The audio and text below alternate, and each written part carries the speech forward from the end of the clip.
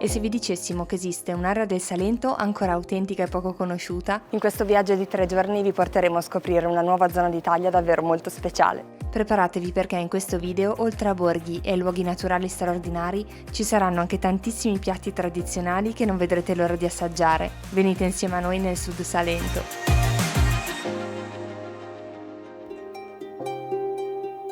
Dopo essere atterrati ieri sera tardi, inizia oggi la prima vera giornata di esplorazione. La nostra base per i prossimi 3 giorni sarà Tricase. L'hotel è molto carino, con una hall piena di libri che mi ha conquistato da subito. Ovviamente per colazione potevamo mangiare solo una cosa, un pasticciotto, con la crema calda all'interno. Sono buonissimi, proprio come ce li ricordavamo. Tra l'altro siamo stati fortunati, c'è un sole caldo e anche se è autunno ci sono ancora temperature decisamente estive. Partiamo alla volta di Morciano di Leuca, borgo con un piccolo centro caratterizzato dalle vie lastricate, con pietre di colore chiaro e dalla chiesa di San Giovanni Lemosiniere. Le colonne intagliate del portale d'ingresso sono una vera bellezza. A breve distanza si trova il suo castello, che purtroppo non è visitabile perché è di proprietà privata. Siamo riusciti però a dare un'occhiata all'interno del bellissimo palazzo storico, che oggi ospita un bed and breakfast. Come sempre, i cortili di queste zone rivelano vere e proprie sorprese.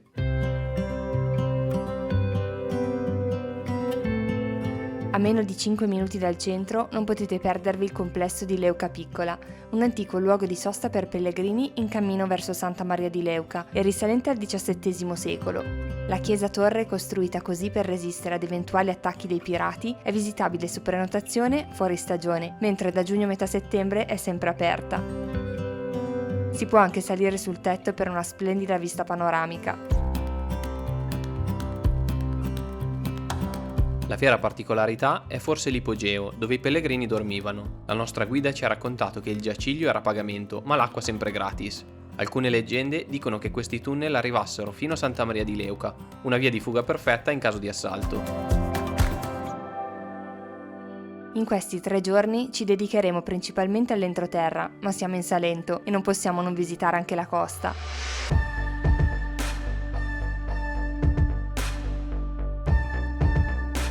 Siamo arrivati al mare, anche se a fine settembre fa ancora un caldo incredibile, infatti sono super felice di aver pucciato i piedi e siamo alle piscine naturali di Torrevado e l'acqua è super fresca, si sta benissimo.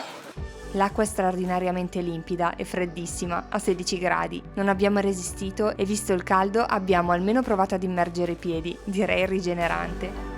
Come sicuramente saprete, la costa ionica della Puglia è caratterizzata dalla presenza di numerose torri di avvistamento. Camminando sul bel lungomare si arriva alla Torre Vado, che dà il nome al paese. A pochi passi troviamo il nostro ristorante per il pranzo, la trattoria Torre Antigua. Noi sapevamo già che in Puglia si mangia bene, ma un pranzo così buono era tanto che non lo provavamo. Tantissimi antipasti della tradizione, sia di mare che di terra. Fave cicoria, uno dei nostri preferiti, per non parlare delle pittule e della marenna, chiamata anche la merenda del contadino. Ovviamente non sono mancati anche i primi di pesce e un fritto misto, per concludere il tutto. Secondo voi, quanti chili prenderemo in questi 3 giorni? Sono aperte le scommesse. A parte gli scherzi, segnatevi questo ristorante perché è tutto pazzesco. Ora per smaltire il cibo delizioso che abbiamo mangiato, ci spostiamo a Taurisano. Piccolo borgo dove al centro della piazza principale si trova la maestosa chiesa madre, con la cupola di maioliche dipinte.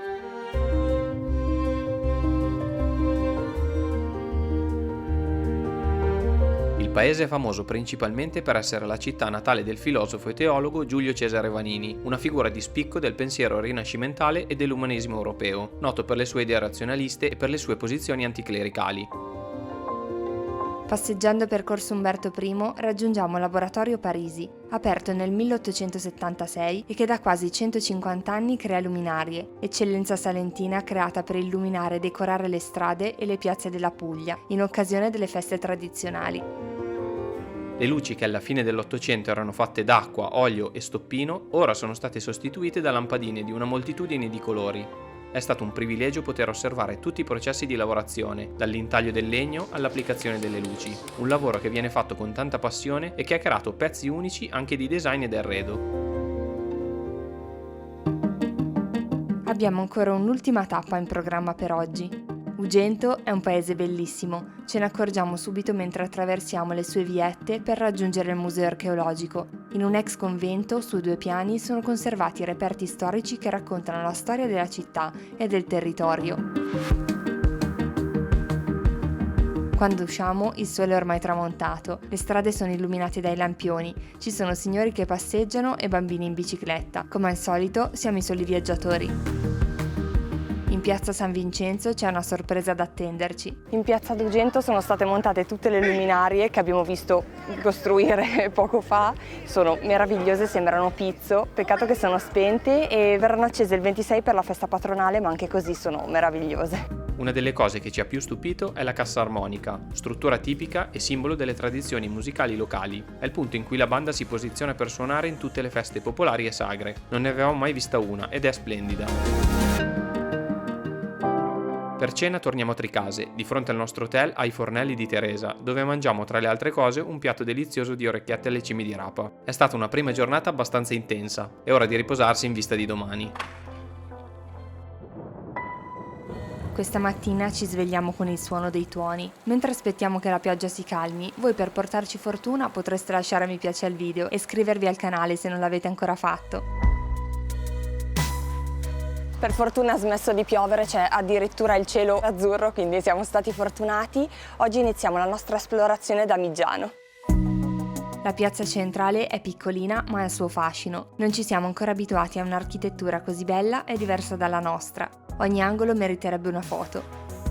Accanto ad una chiesetta tutta bianca si trova l'ingresso al MOM, il Museo dell'Olio di Miggiano. In questo frantoio ipogeo viene raccontata la storia millenaria della produzione dell'olio di oliva e di come quest'ultima sia fortemente legata alla cultura del territorio salentino. Queste strutture sotterranee si presume risalgano al 1500 e sono rimaste in attività fino ai primi del 1900. Facciamo una breve tappa alla cripta di Santa Marina. Scavata nella roccia, i suoi affreschi, anche se parzialmente rovinati, hanno un grande valore artistico-culturale. Ci spostiamo poi verso la nostra prossima destinazione. Siamo appena arrivati in un nuovo borgo, siamo a Ruffano, non vediamo l'ora di scoprirlo, ci sembra già stupendo, ma prima il pranzo perché adesso abbiamo un po' fame. Mangiamo sulla terrazza di un bel locale all'aperto. Io questa volta mi sono fermata agli antipasti, ma a fine pasto non potevo non bere un fantastico caffè leccese. Se vi piace la mandorla dovete assolutamente provarlo. Il centro storico di Ruffano è forse tra i nostri preferiti visti fino ad ora.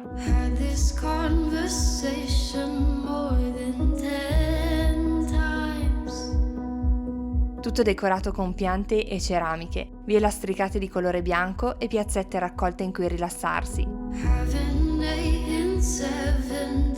L'ingresso all'immensa cattedrale è defilato in uno stretto vicolo. All'interno ci sono alcune sculture in stile barocco davvero impressionanti.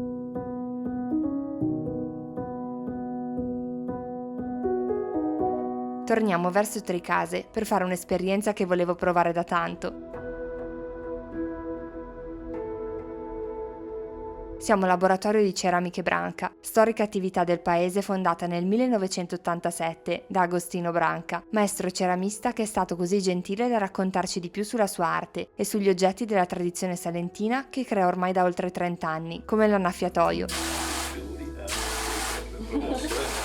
Noi ci siamo cimentati nella decorazione di un gufetto. Abbiamo appena accennato i primi decori, quelli finiti sono incredibili. Ci è piaciuto tantissimo e ci siamo divertiti. Dobbiamo ringraziare Agostino per essere stato, anche solo per un'oretta, un ottimo maestro.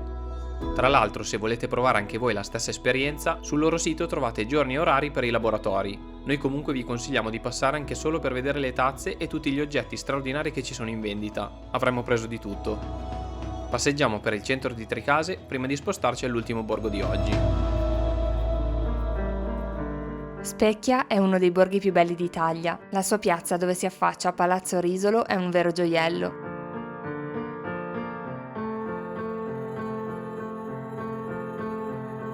Abbiamo avuto la possibilità di visitare all'interno il convento dei Francescani Neri, fondato nel 1531 e che oggi è un luogo di grande interesse storico.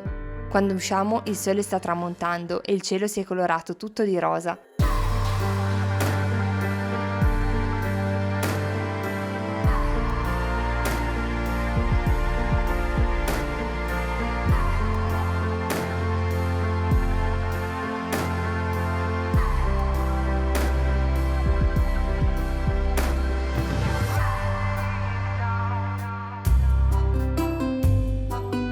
Mentre diventa buio e si accendono i lampioni, torniamo verso la piazza. Dopo un tramonto veramente spettacolare, adesso ci stiamo godendo il centro storico di Specchia con tutte le luci accese ed è davvero bellissimo. I vicoli sono stupendi, tutti illuminati con lampadine. Ci sono macchine d'epoca che sembrano parcheggiate apposta lì per creare la perfetta cartolina di un viaggio all'italiana. C'è una bella atmosfera. Per cena ci fermiamo in paese alla Cuppoledda, locale caratteristico che propone piatti della tradizione e dove abbiamo mangiato veramente benissimo e dove tutti sono di una gentilezza unica, super consigliato. Segnatevelo se passerete da Specchia. Torniamo in hotel, domani ci sarà ancora molto da vedere. Ultimo giorno in Salento e ultima colazione in hotel, con i pasticciotti ovviamente. Ci dispiace lasciare già questi posti magnifici.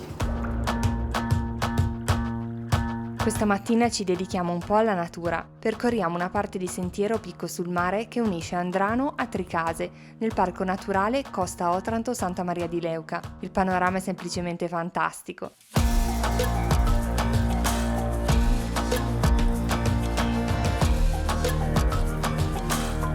Camminiamo vicino a muretti a secco e su sentieri sterrati con di fronte l'acqua di un bel blu scuro. Proseguendo sul tracciato si potrebbe arrivare alla Torre del Sasso, ma al momento non è visibile perché è in ristrutturazione.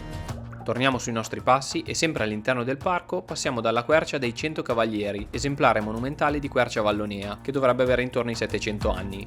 Questo albero è molto raro in Italia, si può ammirare solo in Puglia infatti. Nel giro di pochi minuti passiamo da una bellezza ad un'altra. Le piscine naturali di Marina Serra sono un vero spettacolo. Le rocce frastagliate qui hanno creato un'insenatura a forma di mezzaluna, dove le acque cristalline del mare del Salento sono calme e rilassanti. Ci sono grotte da esplorare e scogli in cui sono rimaste impresse le forme delle conchiglie. È un ambiente unico e suggestivo, anche se a fine settembre ci sono ancora un sacco di persone che fanno il bagno. Camminando in mezzo alla bassa vegetazione raggiungiamo la Torre Palane, un'altra delle numerosissime torri costiere che punteggiano il litorale.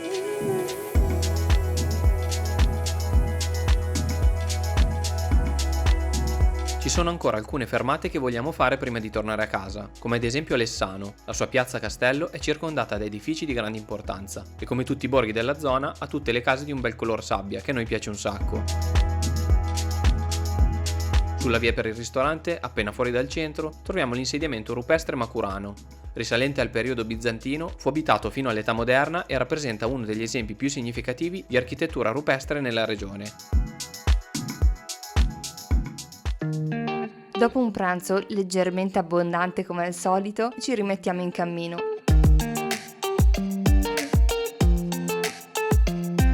Abbiamo fatto una breve sosta alla Torre Nasparo per vedere anche la torre dove eravamo stamattina, quella con le piscine naturali, e il panorama è stupendo. La nostra prossima tappa è Tigiano.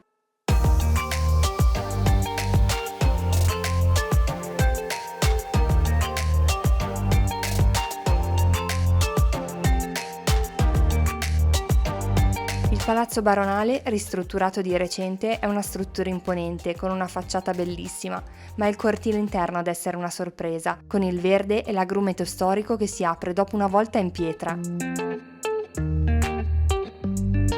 Se avrete la possibilità, date un'occhiata alla sala al primo piano. Il pavimento in maioliche è una meraviglia.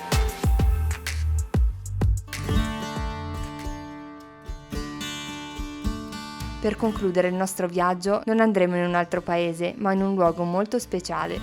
Vicino al borgo di Corsano passano un sacco di sentieri lungo la litoranea con un affaccio spettacolare sul mare. Queste sono le antiche vie del sale che venivano tracciate dai contrabbandieri appunto per portare il sale. Siamo sul percorso costiero tra le località Guardiola e Funnuvoiere. Qui il sentiero è lastricato, con la montagna da un lato e il mare che si infrange contro la scogliera dall'altro. È un posto dove rilassarsi, dove camminare al tramonto e perfetto per salutare quest'angolo di Puglia che ci ha regalato così tante nuove esperienze e ci ha fatto conoscere persone speciali. E così siamo arrivati alla fine anche di questo viaggio. Speriamo davvero che vi sia piaciuto. Noi prima di tutto dobbiamo ringraziare Visit Sud Salento e Viral Passport per averci invitato a scoprire questo territorio. Senza di loro questa bella avventura non sarebbe stata possibile. E grazie anche a voi come sempre per averci seguito anche questa volta. Ma non scappate subito, qui a destra trovate un altro video dedicato alla regione Puglia. Siamo sicuri che vi piacerà. Ci vediamo presto, un abbraccio, ciao! Ciao!